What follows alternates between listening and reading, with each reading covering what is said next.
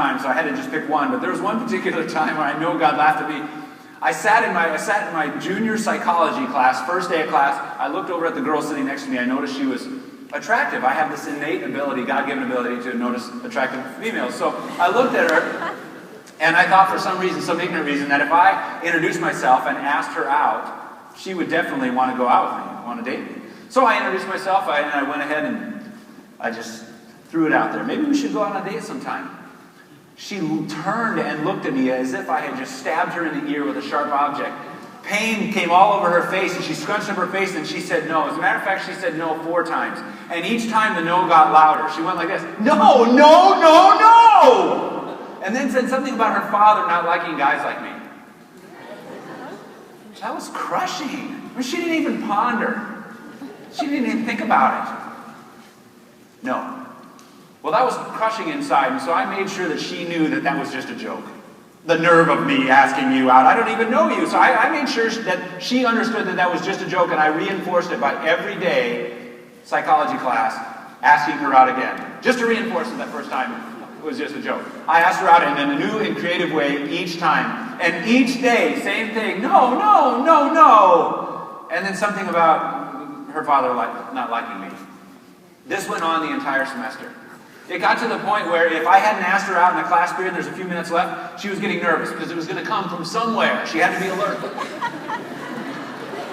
Well, I don't know if I just caught her on a bad day or if I just wore her down emotionally, but it was towards the end of the semester. I went ahead and asked her out, and then she didn't respond to my request. She just sat there like she was ignoring me, writing something on her tablet. She was writing for a while, took out the piece of paper, handed it to me, and I said, "What is this?" She said, "That's my address. There's a movie you can take me to, and that's the restaurant I want to go to before the movie." It's like, wow. So I stood there and I looked at it and I thought, "Can I ask you one more question? I'm so sorry. Just one more question." She was a little bit annoyed that I had the nerve to ask her another question. She said, "Yes." "I can tell other people about this, right? Is that okay to do that?" Well, the day comes when we're going to go out, and I was very nervous that day. I showered 3 times that day. I pull up into the driveway of her house, and I get out of the car, and I'm thinking about all the times I had asked her out and all the times she had denied me, and I was just kind of proud of myself. I mean, I stuck to it. I didn't take no for an answer. I was thinking about all the different ways I had asked her out, and I was just kind of laughing to myself as I went up to the door. And as I walked up the steps of the porch, I remembered what she had said, though, about her father not liking me. So my hand was shaking a bit as the doorbell rang, and the door opened, and this large man came to the door. I'm not a big guy anyway, but he was huge. You couldn't even see daylight in between his body and the door frame. He opened the door and he said, "Yes, can I help you, son?" And I said, "Yes, I'm here to take your daughter out for the evening, sir." And he kind of tilted his head, looked kind of confused, and so I started talking real fast. "My name is Micah G. Parker. I go to Peace Lutheran Church. I've been confirmed and baptized. I'm currently a junior at Grand Island Northwest High School. I'm planning on going to Concordia University in Nebraska to study to be a church worker," and I'm going on and on and on. I can tell that it's not working, though. He's getting more and more annoyed as I keep talking, and so I changed tactics. I just thought, "You know what? I don't need to go out with your daughter tonight. Why don't you and I go out, we'll get to know each other.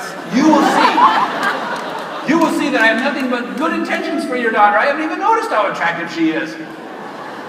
He interrupts me in the middle of my babbling, finally, and just says, "Son, my daughter's not going anywhere with you tonight." "Okay, sir, I'm sorry to bother you." I turn around to walk away. He puts his arm on my shoulder. Turns me around and says, "My daughter's 12. I think you need the house next door."